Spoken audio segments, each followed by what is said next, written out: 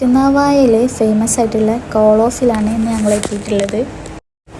ഇത് ഓപ്പണായിട്ട് കുറേ അയക്കണമെങ്കിലും എനിക്ക് വരാനുള്ള ഭാഗ്യം ഇപ്പോഴാണ് ഉണ്ടാക്കുന്നത്. അതും ആഫ്റ്റർ എ ലോങ് ടൈം എൻ്റെ ബെസ്റ്റ് ഫ്രണ്ട്സിൻ്റെ കൂടെ തന്നെ. ഫ്രണ്ട്സും ഫാമിലിയുമായിട്ട് കുറച്ച് നേരം ചില്ല് ചെയ്തിരിക്കാൻ പറ്റിയ അടിപൊളി സ്പോട്ട് തന്നെയാണ്. ഭാരതപ്പുഴയുടെ തീരത്തായതുകൊണ്ട് തന്നെ ഭയങ്കര വൈബായിരുന്നു.